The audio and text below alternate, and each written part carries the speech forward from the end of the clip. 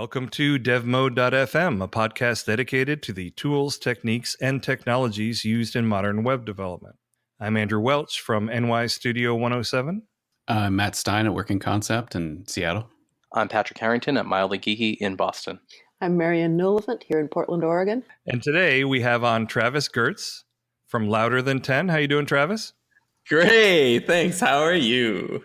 Good, man. So we got you on here to talk about something called design systems, right? So let's say that you were out in the Shunan bamboo forest in Sichuan province in China, and you're hunting panda bears.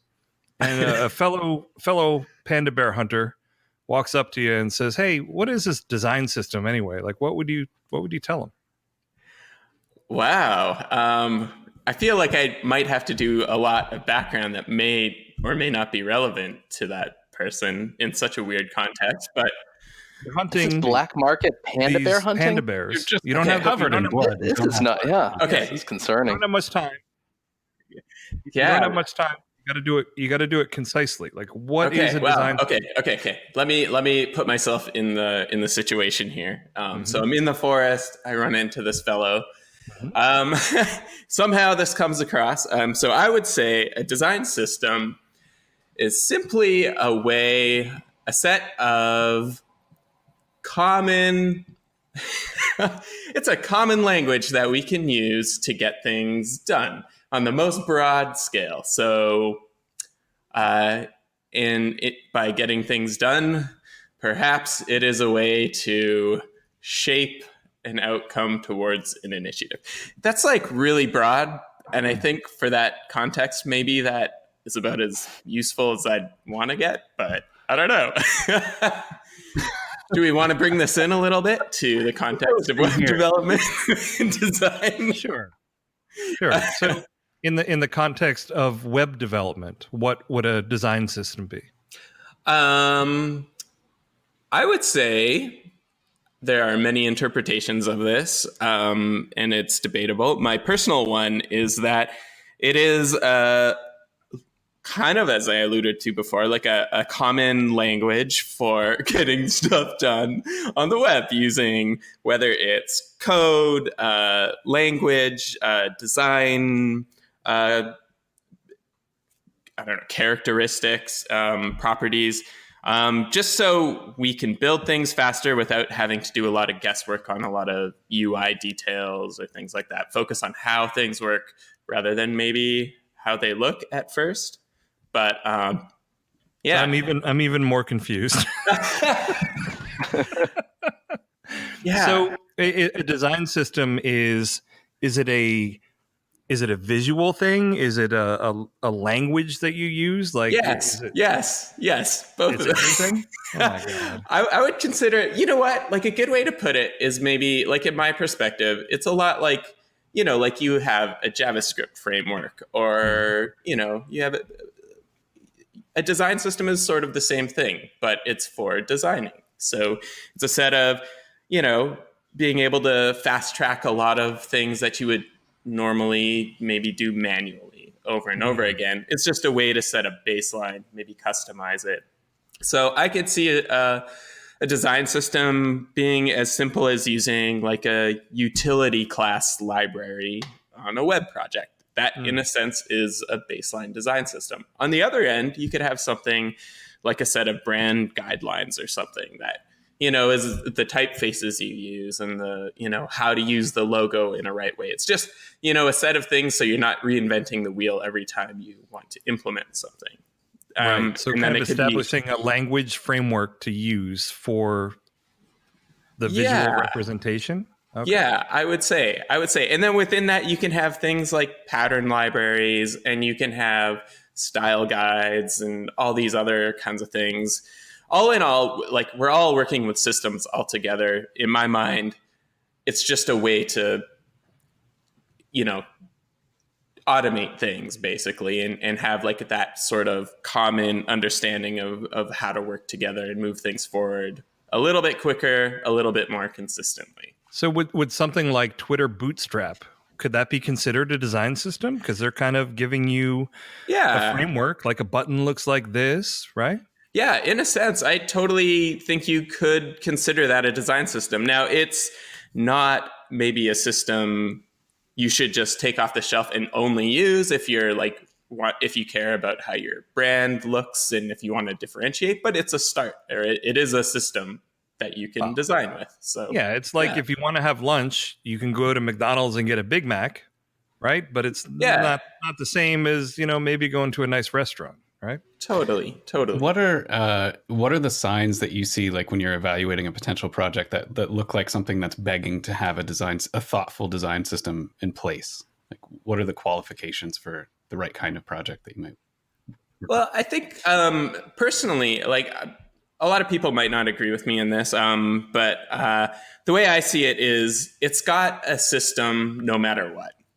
The difference is how much of it how much work you're going to put into customizing it for this particular project, kind of deciding, where it's going to be useful.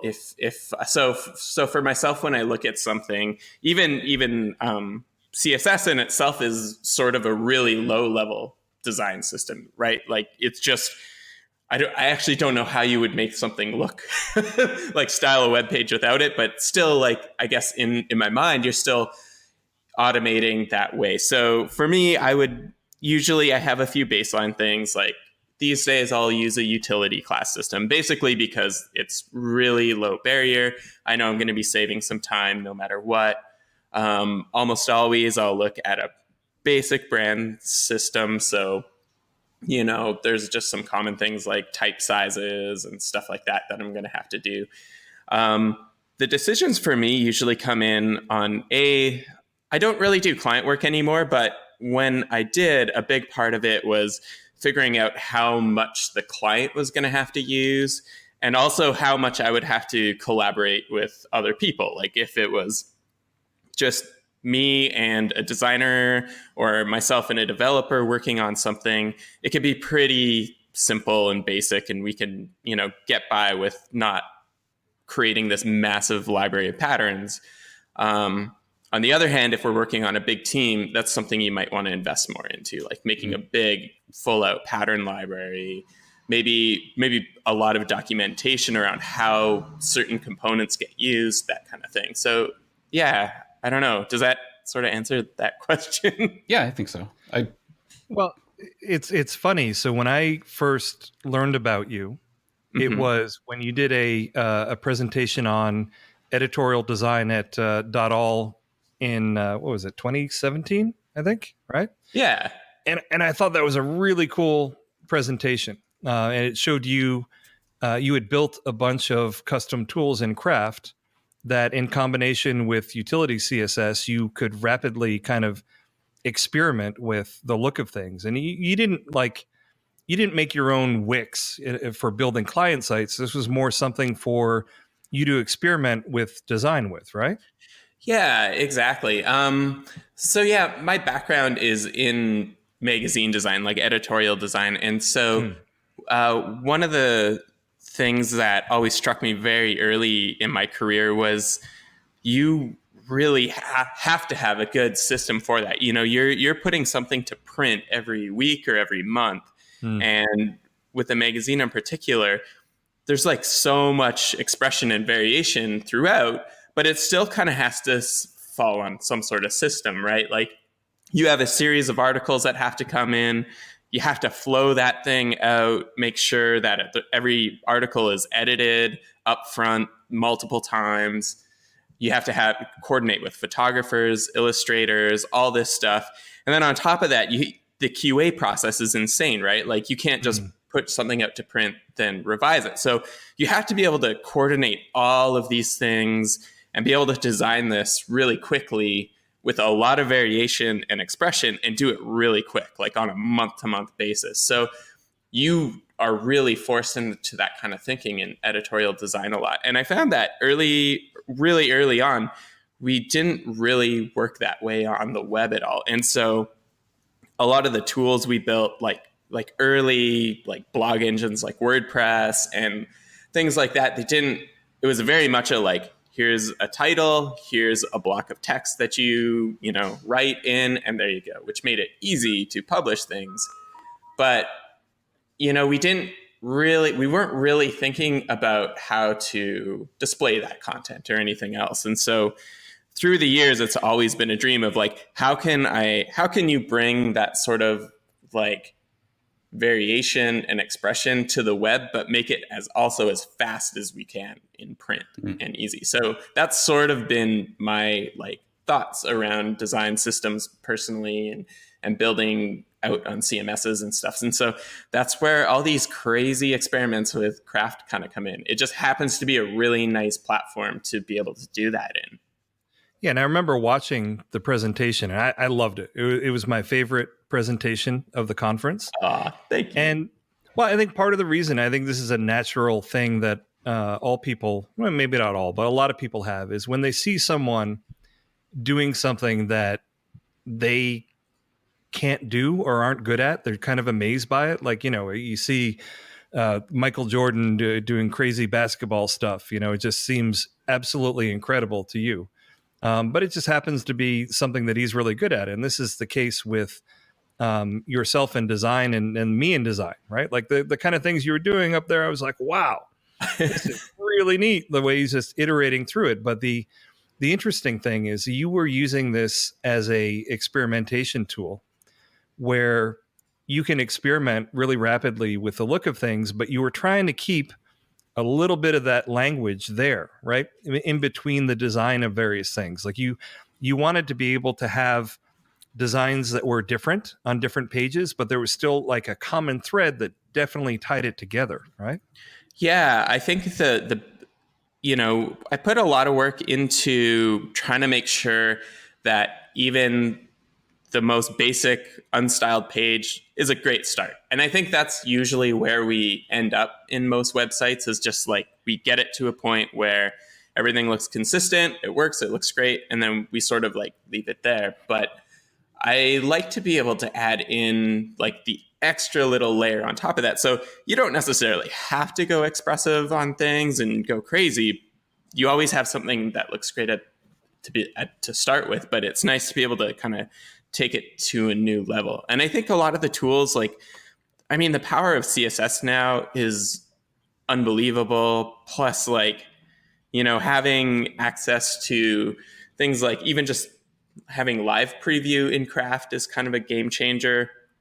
All of those things really kind of lend itself to that sort of, that extra layer. And I guess the issue is less about, can we do it? It's becoming more should we? And that's really on a case by case basis, right? It depends who's going to be, populating the CMS, things like that. In our case, it really makes sense because,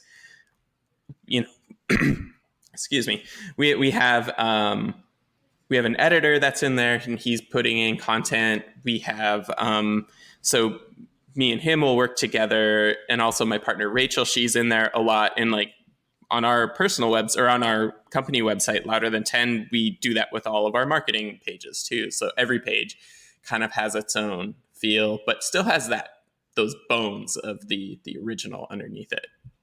Yeah, I mean, as a designer, does it depress you that you look at the web and a good 70% of it is someone's WordPress theme that they installed?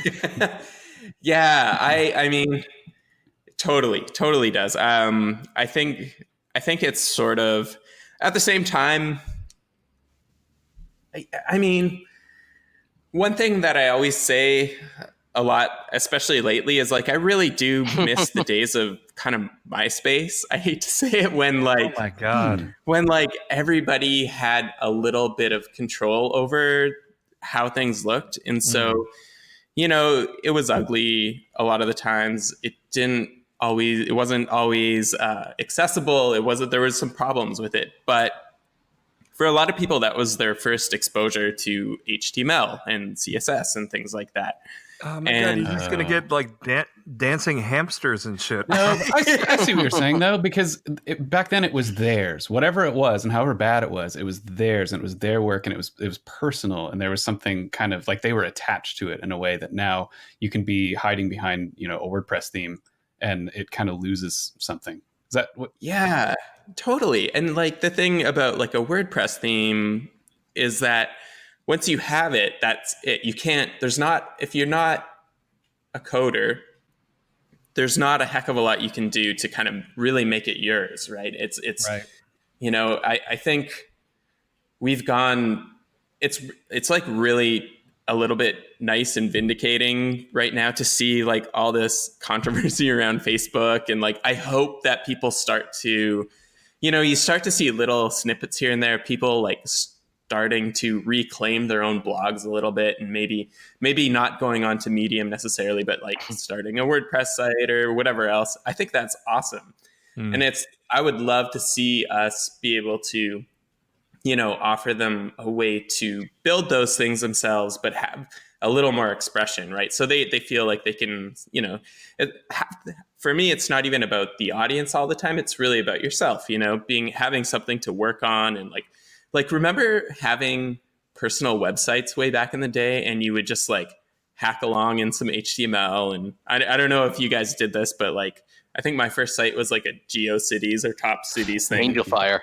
And yeah, exactly. And it was terrible. It looked bad, but it was so much fun to be able to like, add to something every week, just, throwing awful MIDI tracks of like Blink-182 on it, or like animated GIFs. So I kind of miss a little bit of that. And so I don't know, for me, it's being able to give people the opportunity to put some of that back in.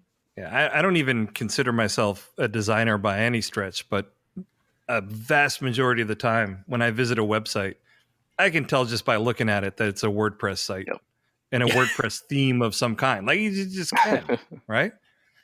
And it's kind of depressing in some ways. And I just wonder, like you as a designer, I wonder if that drives you nuts, because like I'm ruined. Like when I visit just about any page, I kind of dissect it from a web performance point of view, like to see what it is and does.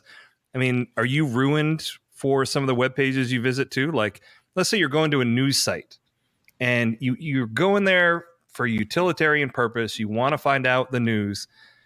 Do you load the page and just like forget what you were going to do and just look at the design and go, oh God, why would they, does that ever happen to you?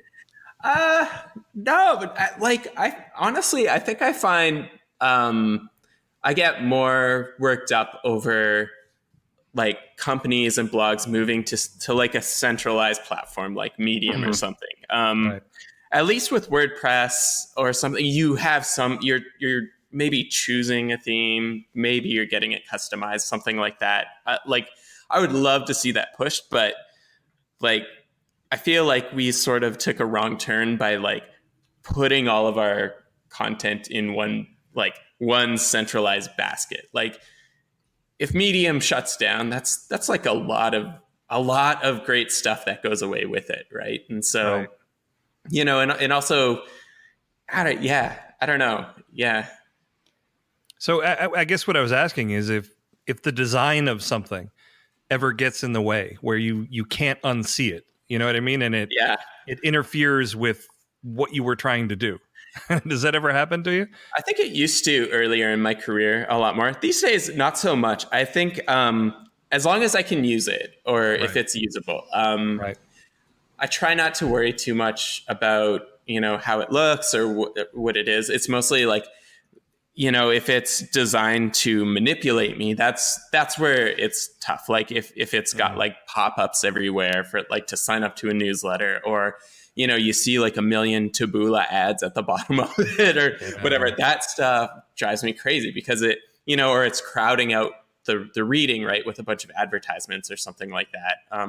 I mean, thank God for ad blockers and, it's great to see browsers starting to have that built in and things like that. But it's in terms of design, it's like, I think when I was earlier in my career too, like as going to restaurants or something and seeing a poorly designed menu or menu in Comic Sans or something, I would get really like, oh, that's it, designed in Comic Sans. But these days I'm like, I feel like I'm much less bothered by that in some ways. It's like, in some ways it's like, you know what, this menu works. Someone just did that. They're not like, maybe they got their nephew to do it. Maybe they did it themselves. They don't have a big budget. They're focused on, setting up their kitchen, making a menu, doing all that stuff, making good food. So it's like, to me, I'm like, yeah, I guess it's not so much a bother. Yeah. Does that make sense? Let's say this is a restaurant you really like. Yeah. And you visit their website and they make great food, but the design of the website is terrible and the menus are terrible. Do you ever feel like it's your kind of calling or mission in life to be like, hey, get in touch with the people and be like, look, I love everything, but you need help. Has that ever happened? No, you need a single page with no style sheets that says when you're open and what your phone number is. Yeah, And actually. for the love of God, get rid of all the other stuff that you have on your site and the Flash, because I just want to know if I can go there and eat your food. Yeah. But do you see yourself as a design evangelist? Do you ever see something that you like it and you know that they need help and you feel you should help them?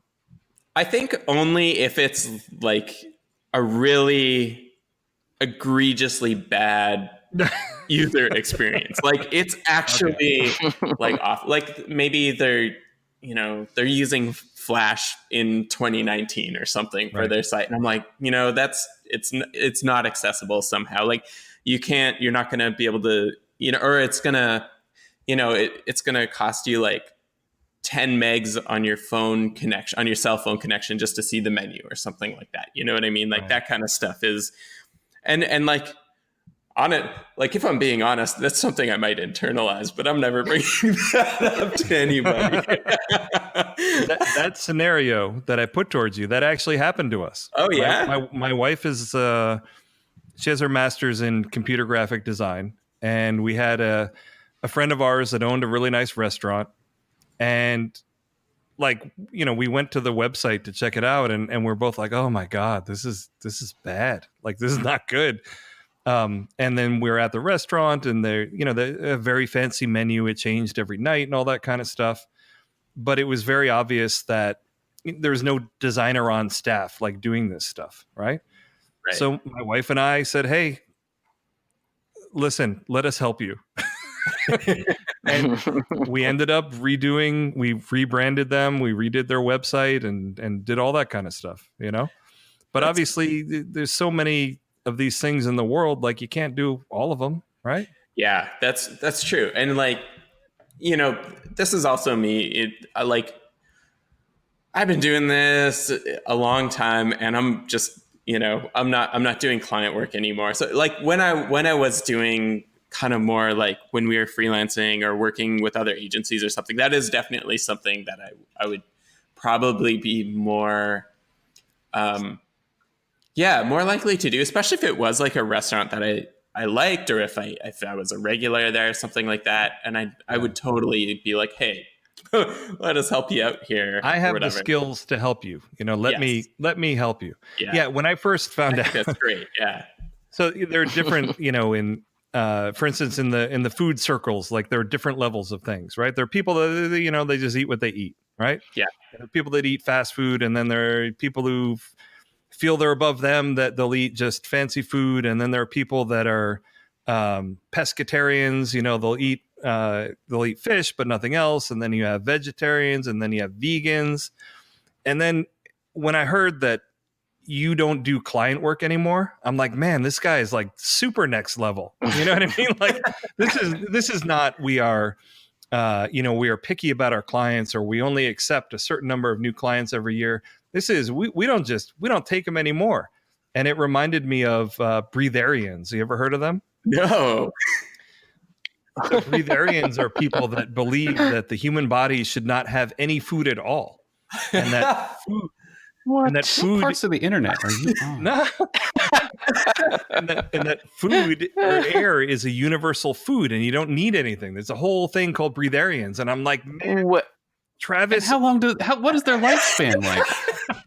Yeah, what do they live 72 hours after? They have an IV? What happens? Like, how I'm do not they even kidding. how do they absorb nutrients? But I thought, man, like Travis is like the breatharian of the design world. You know what I mean? Like he doesn't need any of this stuff. So Well, I hope he's not insulted. But I mean, I find that deeply. Well, I mean, like, doing client work, it doesn't mean I don't like have work for money or right. So that out was, of touch with how things work. so that was my goofy way of you getting to tell us like what it is that you actually do at Okay. Louder Than 10. Yeah. Okay. So we focus heavily on breathing exercises and and how to absorb living wage through breath. So no, I'm kidding. No, we run an apprenticeship program for project leads. So what do I mean by project leads? That could be project managers, design leads, dev leads, even owners sometimes. Basically, if you run client projects and you are responsible for setting the timelines and communicating with clients and things like that, we will train you while you work over a year, basically. So every week we meet up over video chat, and you and up to 5 other apprentices will go over theory about like, hey, this is what you should charge. This is how you make sure that your clients are getting you what you need on time. This is how you keep your projects profitable, all that kind of stuff. And then through the year, we support them with their jobs. So, you meet up, you say, hey, this project's delayed. What can I do to and then you get help from your peers and the trainer. And so, yeah, that's what we do. So you have transcended. You've kind of become like, well, I guess like a life coach for project managers and stuff. No, we are not. I couldn't say life coach. That's awful. But yeah, essentially, yeah. And like I myself, I'm not a trainer. I do. I help develop a little bit of the curriculum. I build our platform and design it, do all our marketing and stuff like that. My partner Rachel is very talented trainer. She was trained as a teacher. And then we also have another wonderful trainer in the East Coast named Abby Fretz, who was a project manager at HappyCog and is currently head of projects at Eastern Standard right now. So yeah, we got some nice folks. And I love your website. Like I think it's really it's just really nice. Yeah. It's one of those things that in a million years I wouldn't put together the kind of design elements that you have on there, but you have them on there and it all just kind of works. So how do design systems factor into what you do at Louder Than 10? It's really easy for us because we are such a tiny team, aka I'm building the website and designing the website. My partner Rachel does a lot too, especially with the copy side and things like that. But does she ever say, I don't like it, change this? Yeah. Oh yeah, for sure. Yeah. For sure. Definitely. We have debates over that. And also, yeah. So, but I do use a design system for sure. Like we built our own sort of pattern library like thing called Livewires like several years ago. And we've kind of just built on top of that over the years. And that's kind of all the front end. Is that for doing wireframing or? It always starts out as a wireframe. And then how we do it is we will actually make a style guide in HTML as well. So that's just like a catalog of all our, HTML elements and components and things like that. And so on one hand, like Livewire starts out as just a very vanilla set of styles that we can use to wireframe with. It's just gray boxes with some layout classes and things like that. And so we'll design the prototype using that usually. And this is how we would build client projects back in the day too, is like we would just code out this wireframe. And then at the same time, in parallel, we would style up a style guide. And then at the end of those two practices, we would just share the style sheet. And so almost immediately you have like a really rough starting point. So the style guide CSS, you just plug it into the wireframe template, and then boom, you all of a sudden you're like 80% of the way there. Now that last 20% takes like 80% of the time, but Of course. yeah, of course. Yeah. And then that also, because of these great utility classes and things like that, we were able to hook that markup directly to some nice fields in our CMS. So we have basically CMS readable CSS. Yeah, that's really cool. Super handy. Yeah. So that gives us, like we use like a lot of great like button box fields and things like that. But we'll do things like font weight for like headlines, right? And so it's super easy. We just have like a half dozen classes or so in a drop down field that are like, I want this one to be the heavy style or bold or thin or whatever. And then we'll even have like a font switch style. So we want this to be our serif font, or we want this to be our sans font. And then whatever one we choose, that's what'll show up on that page. And so usually that's just done through utility classes. So, and it sounds like that makes iterating on this stuff a lot easier to do. And I know that when I've worked with my wife, I say worked with, when we're designing stuff, like basically she's designing it and I'm implementing it, and she tells me yes, no, or whatever. But there have been a number of things where she's not really sure until she sees it in context. So having a tool that lets you really easily change stuff around and see how changing one element affects the whole design, I would imagine that really kind of helps speed the design process. Yeah, it does. Like, our typical process nowadays, like the site's essentially done, and it's always like we do very little in Twig and CSS now.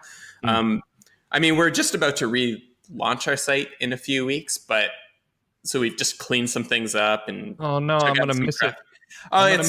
It's like you probably won't even notice a giant change on the front end. Like it's very much going to be the same. But the beauty is I would say most of my design work is right in Craft now for our site. Like I just go and like you said, I just experiment, and I have Figma for like, brainstorming and playing with ideas, but usually 99% of the time, the thing I do in Figma looks nothing like what ends up coming out on the page. For people who aren't familiar with it, talk about Figma a little bit. What is it and what does it do?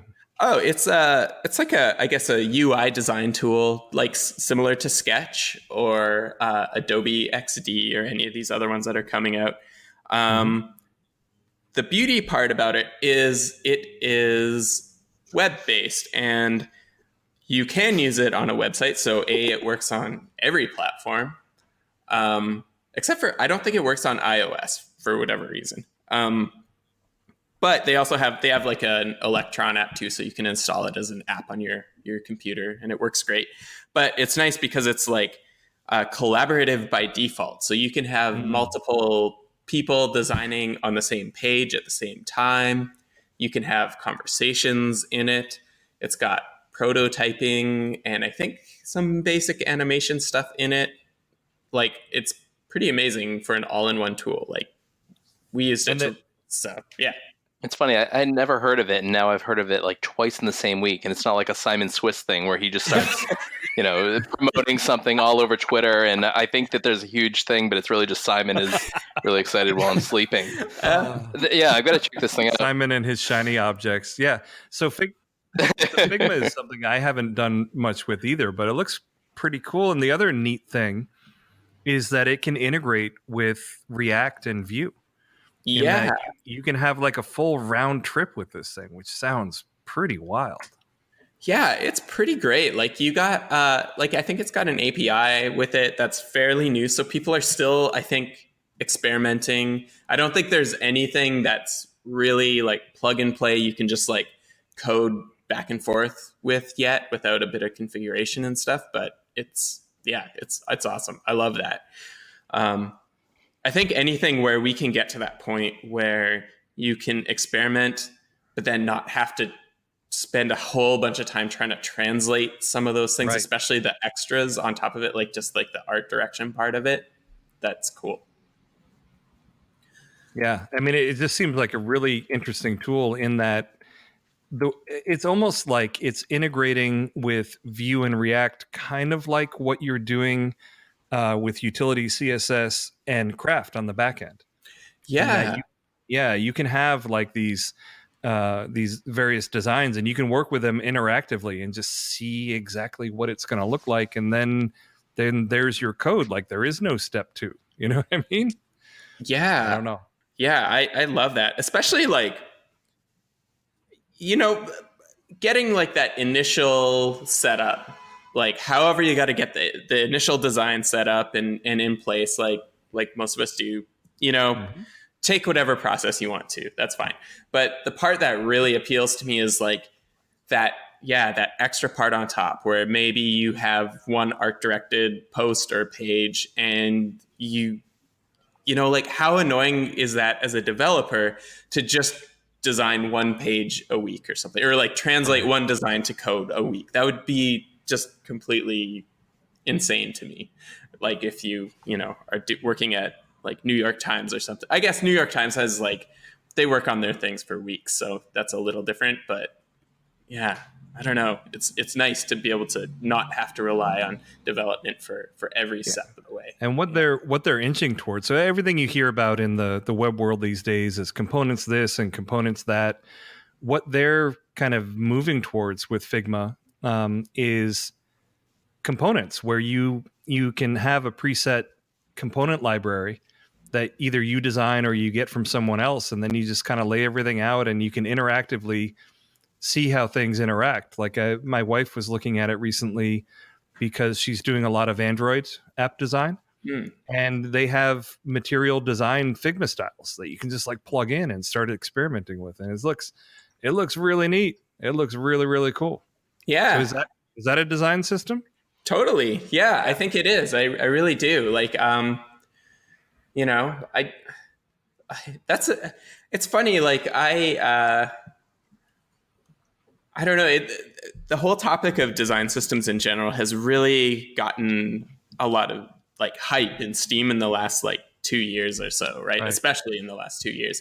But I think it's something we've always sort of had and done. It's just that we maybe didn't really do it well before, or we're just like starting to hit some of the potential of like, oh, how can we, you know, maybe collaborate with development better with it. So is the design system kind of like pornography in that it's hard to No. Bear with me. Bear with me. Here goes that explicit rating. No. In that it's hard to define what it is, but you know it when you see it. Like when you see something, you'll know that that's a design system. You know what I mean? You could have said art, like, yeah. Yeah, I mean, yeah, I guess so. I think so. I mean, there's gray areas with it for sure. Right. And like, there's very much a very central, like, you know, you go to any of these design libraries, like the IBM design library or design guidelines, and you know, that's like very clearly defined a design system, and everyone can agree that that's a design system. But I think they do sit outside of that, and I think, you know, I think a lot of people also put a lot of time into sort of developing like a real slick kind of set, like a style guide and like a big reference. And the hard part is actually the stuff around it, like anything in our industry, really. It's all about, you know, communication. How do you share this stuff and make sure that this stuff is actually happening? And I think that seems to be the issues that people are starting to find now. I'd like to see it go to even a further level about like, how does this stuff, like beyond design systems on how it looks, but like, how does this maybe affect society around us, right? Like, you know, things like what implications does having a pull down menu have on your feed on a social network have, you know, on people? That kind of thing is something that we don't really talk enough about, I think. it seems like we all have more access to more and more of these components and cool tools, but they're almost begging for that design thinking where it's addressing the harmony of the whole instead of all these little pieces that are available but not necessarily aligned in the same direction. Yeah. Is that about? Yeah. Or dancing hamsters all dancing together, Yeah. Yeah, that is a side effect you do see of some component systems is like you do get like some weird like isolated component. There's not like an overall cohesive kind of tightening of things, it seems, as much. So yeah. Yeah, I get. Are we taking non-Andrew questions? Yeah. Anytime. So if I understood right, Travis, what you do is kind of like represent and teach applied design thinking in the field. Is that accurate at all? I guess, yeah, in a sense, like, I guess in a sense, like even the way our company works, it is, with Louder Than 10, we do try to do that through, I guess, the lens and the channel of project management, which sounds really weird, but that's really, I think, where that connection happens. It's because of the communication between things. A lot of the times, that's what we're really talking about when we're talking about a design system of any kind, right? Is like, how do you communicate the goals of a project between, clients, leadership, the rest of your team, keep everybody in sync, keep all the roles like kind of moving towards a common goal, make sure everybody, having that gut check on, is this good? Should we be doing this? Not if we can be doing this, all of those things. So in a sense, yes, not, I wouldn't say directly though, I don't see myself as that anyway. Yeah. Well, but you're not representing the harmony, just the visual harmony of a project and how it comes together, but kind of the whole thing. Yeah. Like the design of the entire project and life cycle and relationships that kind of result in whatever the business is doing. Totally. So, Yeah. That's how did you get there from editorial design? Really, it was a kind of a combination of my partner, Rachel, is a fantastic writer, and she's a fantastic project manager as well. And then I was always mostly focused on design, development, that kind of thing. And so we've been working together for like just about 10 years now. And so the first part of our career was almost always subcontracting for larger agencies. And so we would like, no one knew who we were as like a company, but a lot of agencies knew who we were as freelancers or whatever. And so that's kind of the type of work that we would end up doing a lot. Rachel would do a lot of PMing, a lot of content strategy. I would work with design. And so we would end up working together on a lot of things and figuring out how to collaborate on those pieces. And so I guess it was about 5 years ago, we decided that like, basically there was a lot of demand for Rachel to speak at like on PM at conferences and things like that. At the same time, we noticed project management in itself was extremely overlooked, and anyone who is in that field just there was no education for it. Everyone sort of fell into it from other positions. And at the same time, we saw it as the way that most companies that we would work for were really failing on. So like they could do beautiful design work and they could do amazing dev work, but the client relationship would completely fall apart all the time. Like how rare is it for, a company to have all their clients coming back on repeat? The practice would be like a client would do a site for someone, they'd drop off, go to another company for the next one, go to another company for the next one. And so those relationships weren't really strong.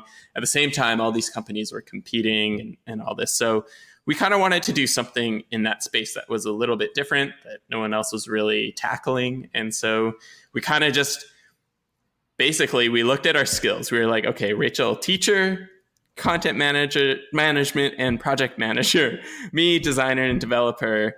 and we see this problem, so let's figure out how to tackle this. And then eventually it was a few iterations of like starting with consulting and like individual training and little like workshops and stuff. And then eventually we developed the apprenticeship as like the best way to A, have people retain the information, and B, be able to like teach something to the entire life cycle of a project, right? It's not just like a boot camp that you are in and out of and you're absorbed with 1 million hours of work in like a week and have to figure out how that works in the real world, right? It's like being able to apply and practice over time. So yeah, long way around that, but No, that's fascinating. That seems really cool. Yeah, I mean, the reason why I was making that analogy is I see, as you mentioned, Travis, I see more and more people talking about design systems. Like design systems are everywhere, but everyone's definition of a design system is kind of nebulous. So I'm just like, what are you talking about? Like, what exactly is this thing? Yeah, totally. I agree 100%. But then even I roll my eyes at like another design system talk or another design system book or article or whatever. And it seems like we're really grappling with something that's, it's like with anything, right? Like we really focus in on a tool for a long time without looking at the wider implications of what that means. And like, what do you do with that tool? I think beyond that. I think the fun part, though, is that even if you're not a designer, you recognize like a well thought out system once you've experienced it. Yeah. Like you don't have to know how to put it together to know when it's working. And so like we all have an appreciation for it, even if we don't know the steps that it takes to get there. Just like the Michael Jordan analogy before, we all have, well, a lot of us have arms and legs and can hold a ball and get near a hoop, but it's like appreciating what he's doing. That's kind of, I don't know, the magic of it. That fell apart, but I thought I had a point. Sorry.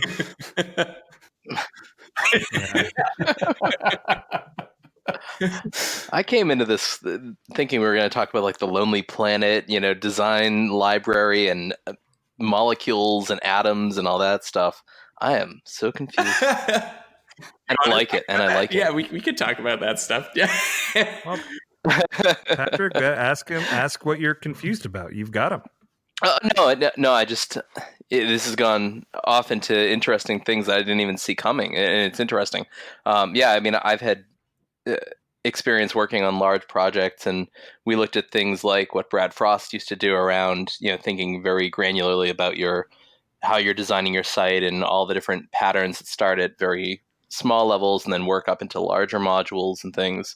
The issue we had, because we tried to build something like that, the dream we always had back then was that the same sort of components we were using to build our style library, like something that designers could look at and see everything next to each other, and that Craft would use, would all pull from the same templates, the same actual twig files or whatever. And we always had an issue, just especially when it came to any like Sass things or JavaScript things, just because at least back then it was hard to keep those all contained and very componentized. I think these days it's probably a lot easier now that you look at like Vue, how you can have like a .vue file that has your markup, your scripts, your Sass. React, you can do the same thing. I'd love to revisit that project with some of the tooling that we have now to come up with really modular chunks of design pieces. Because like Lonely Planet was one that we looked at and loved, and the idea was, how can we ever take this whole library of design pieces and then have it also power the website?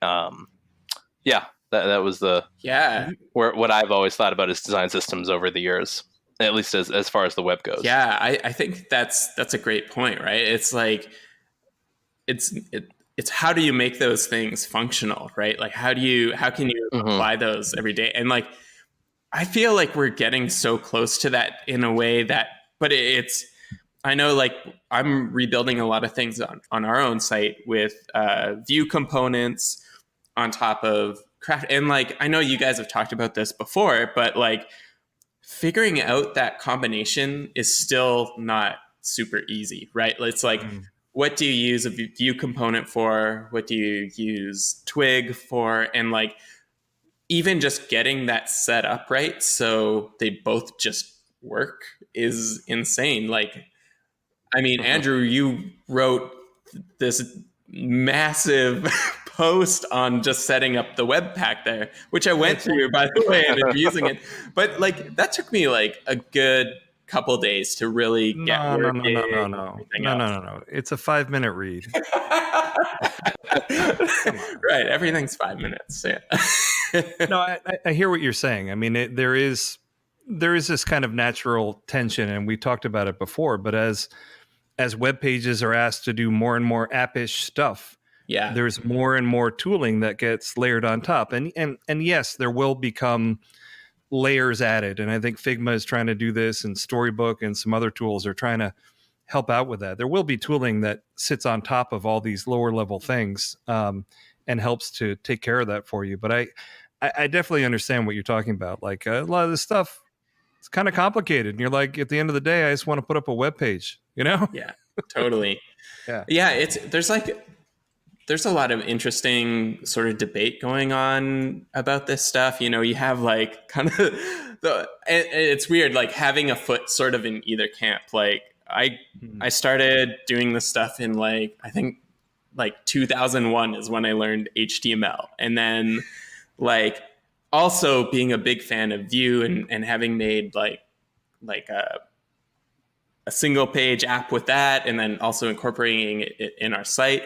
Like, there's a big debate of like, yeah, what happened to our web? It used to be HTML and CSS and accessible and easy. And at the same time, I'm like, yeah, but also you could build so much more with a lot less now. Right. So there's like there's a balance to doing both. I think we'll get there. Like anything, everything starts off really complicated and hard to do, and then we eventually tool it, figure out tools and ways to do it so it simplifies. But well, people who are complaining about it becoming complicated, I mean, they're correct, but also look at what we're asking it to do, right? I mean, we're asking websites to do things that 10 years ago, there's no website on the planet that was doing this stuff. Yeah. You know? Yep. I mean, it was pretty incredible when Gmail was actually able to make a functional, pretty good mail client in the browser. You know what I mean? And that was 14 years ago? A long time ago, yeah. 14, yeah, give or take. Yeah, well, I mean, I'm building my personal website. Like, I'm just trying to build the site.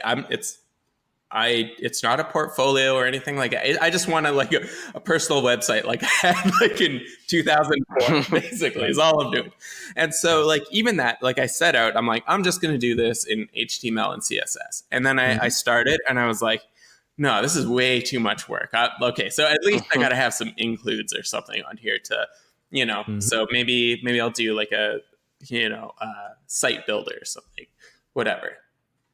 And then I get going and I'm like, oh, but I want to like flow in my, an RSS feed. I want to have or have an API so I could bring in my, favorited articles on Instapaper or something like that. And I'm like, okay, no, well, it looks like we're going to have to do a thing that, HTML, CSS just ain't going to do on its own, right? I have to start looking at a JS library or, a CMS or something like that. So I ended up just building it with Craft and Vue, just like our big site. So I don't know. Yeah. Well, it may end up being that was a perfect description of the internet from 2001 to the present. Yeah, I don't know. But if you wish to make an apple pie from scratch, you must first create the universe. It's like Carl Sagan quote. Yeah, exactly. It may end up being that HTML, at some point is something that no one writes anymore, right? Because there are things layered on top of it, whether they're components or whatever they are, that allow us to build stuff quicker than actually coding stuff in HTML, right? I mean, it'll be assembly language. Yeah, exactly. Microprocessors, they only understand binary, right? Yeah. And then people are just like, well, binary, nobody's going to do anything with that. Okay. We can use hex because hex is a little bit easier to understand, but still really, really hard to do anything with it. So then people were coding in assembly language, which is a little bit more human readable, right? And then people are just like, well, it's hard to really do anything at scale. And then you got C and you got Pascal, and then we ended up with PHP and JavaScript and all these things layered on top that they all translate down into this binary code, but no one's writing in it, and that may be the case with this stack of tools that we're going to be using. And we just happen to be in a place where, well, we're not quite there yet. So we're still kind of going up and down this ladder of stuff. You know what I mean? So I do think that it will get better. And it very well could be that, some of these languages are no longer things that we actually write in. They're just things that the computer translates down to because that stuff is universally understood, But there's a lot of work to be done. I mean, there's a lot of promise in some of these JavaScript-based tools, but there's a lot of work to be done before we're there, Yeah, totally. I'm curious, how do all of you, do all of you work with on client work in general? I do, yeah. So when you're creating a new project, how do you decide the general stack nowadays? How, what are the decisions that go into how, what pieces do we need to make this thing happen? It seems harder now than it was even a couple of years ago when when we would do this stuff. I'll answer that first. So, I mean, for me, I look at the needs of the client in terms of what do they need this thing to do? And then I'll also look at what I'm interested in, right? And the happy medium is when you find a mix of the two, right? Mm-hmm. So, for example, we've got an upcoming project that it may make sense to do it as an SPA because of the nature of the project. Well, that would be fun. That'd be great because I'd be interested in working on that and working all the kinks out of it. And I think, Patrick, you've done a similar thing with Gatsby, right? You're really interested in this and you're just looking for a project. And I think you found one or two that you're then actually able to. Yeah, we've done it. Yeah, we've just done a very small one and now considering it for a very large one. So that's do we really jump in on the deep end and go with that? And yeah, it's exactly because it allows us to componentize things. It lets us do all of the kind of best practices right out of the gate without a lot of extra setup. But it does mean that, yeah, we're in the Gatsby camp for the life of the website. Right. It's not like switching out grunt for gulp at some point. Once you're into Gatsby, we're in. So. And Travis, I think to some extent it is what tools are you good at using, right? Yeah. I mean, in the hands of a master craftsman, you can make some pretty amazing stuff using some pretty simple tools that you know well. So, part of it is just what do I know? What am I good at? But then you also have to objectively look at what the client needs and what the best thing to use to accomplish that is, which probably doesn't help you a ton. But I guess that's the way it's sort of always been in a lot of ways, yeah. Right? Yeah. But so for instance, if someone approached me and they wanted to do a relatively simple brochure site, but they needed some flexibility, I mean, I would choose something like Craft, right? Because it's super flexible and I know anything that they want to do, I can get it done. I wouldn't choose something like Django or something like that because I don't know it. Not that it's not capable of doing that, but I found a tool that works really well for a huge majority of the projects that I might work on. Now, if there's a project that requires a ton of interactivity and accessing remote APIs and all that kind of good stuff, well, then I'll probably look at using Vue on the front end as a way, and maybe even the entire site in terms of an SPA. So I don't know. It's like that famous old cop out. It depends. You know what I mean? But I think we work on smallish, a lot of brochure projects and brochure site projects and things like that. And for me, the tools, I try to learn stuff that I'm interested in, but I'm always looking for what a sweet spot is. Yes. Of different blends of technologies. I'm playing with Gatsby right now, but I'm trying to figure out how we could keep Craft to be its backend and maintain live preview and stuff like that. Yep. So that if the right project needed Gatsby, I could still use Craft, which is just a beautiful blank slate for pretty much anything, and be able to use pull in and arrange these bits and pieces into something that works for the client. And finding those things that work well together is usually my never-ending goal. and just adding things over time and componentizing and spending 8 weeks with Webpack to force it into every project I have, things like that. But finding that kind of sweet spot of where things work well together so that I can package them for a client and for different projects is where I spend a lot of time. And for what it's worth, I mean, I think that's how I ended up on Craft, is that it makes no assumptions, or very few assumptions. Yeah. So it's very uncommon that you would find a project that would be outside of that purview. You're like, okay, so if it's too simple, then I would say, yeah, I mean, why even bother, right? But for anything else, like it makes no assumptions, and it's a blank slate that you can build whatever on. You know, the content can be in the CMS. The actual website can be somewhere else entirely, whether it's via Gatsby or Vue or whatever, because if you want to use Twig on the front end, go for it. If you don't, that's fine. You can use GraphQL, or you can use the Element API, and you can have whatever front end you want that then consumes that content. And I think that's in large part why I'm pretty comfortable using Craft on a lot of projects. Is it's not making a whole lot of assumptions and forcing you to do things a particular way.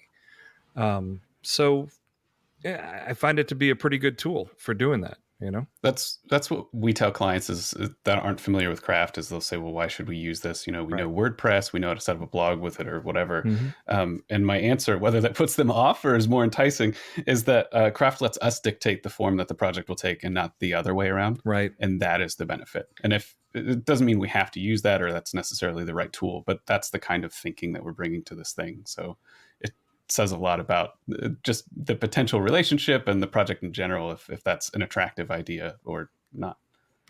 Yeah, it just makes me feel comfortable because the content has to go somewhere. There has to be somewhere that the client can go in and edit stuff that is reasonable.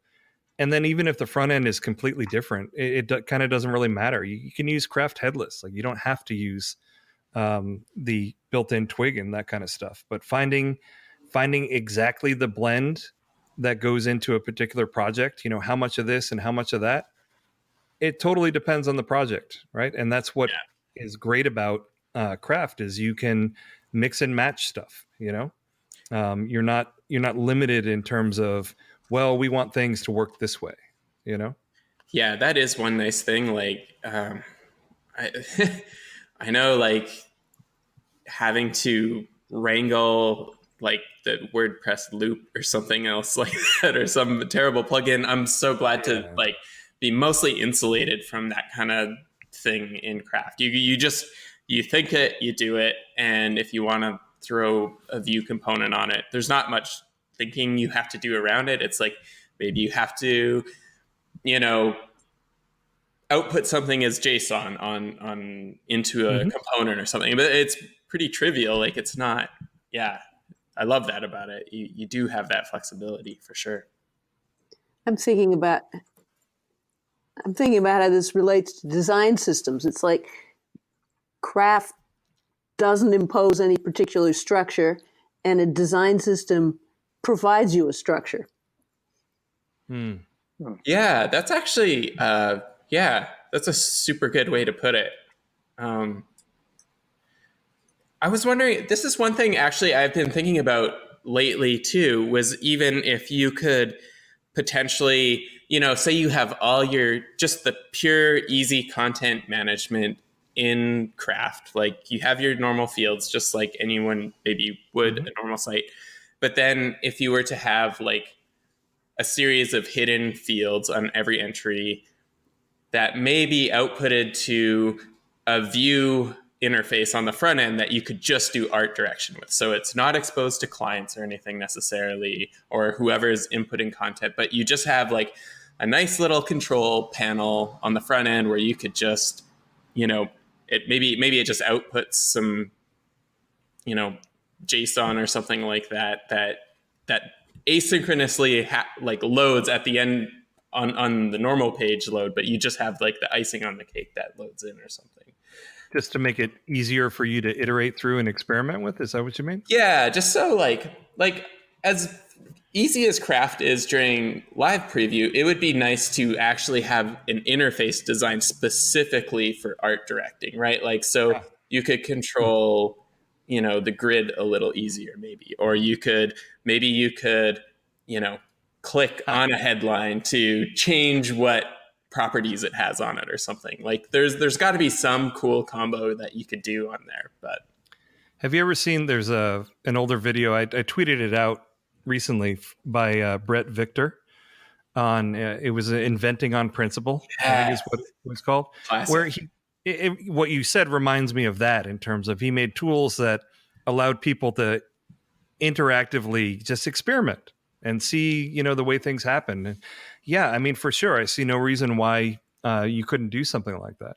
Yeah, absolutely. I mean, I know I'm not going to give away too much because I don't want to blow up his spot or anything, but I know a developer that is working on something for grid layout stuff, so that you can just define whatever grids you want. The content editor goes in there and just fills in the content. Whoa. And then the grid field lets you control, like, what's going to be there. And it's just on the front end, it ends up just outputting the grid framework for you to put that stuff in, and you can experiment with, what goes where and all that kind of cool stuff. And so it looks like it's more limited than what you're asking for, but it does let you experiment on a grid-based level in terms of experimenting with layout and different ways that the content can be combined and flowed together, which I think is really neat. That's awesome. I would love that. Yeah. Well, we'll talk offline. I don't want to blow up his spot. Sure. But listen, Travis, this has been fantastic having you on here. I really appreciate it. Thanks for having me. Yeah. I think that about wraps it up for another episode of the devMode.fm podcast. To have every episode delivered to your favorite podcast player, subscribe to our RSS or subscribe via iTunes or Google Play. And if you like what we're doing, leave us a review, please. We need reviews. You can also follow us on Twitter at devModeFM. And we'd love to hear your thoughts on this episode. Just leave us a comment on the devMode.fm website. For the devMode.fm podcast, I'm Andrew Welch. I'm Marion Newlevant. I'm Matt Stein. And I'm Patrick Harrington. And thank you, Travis, from Louder Than 10, for coming on. Thanks so much.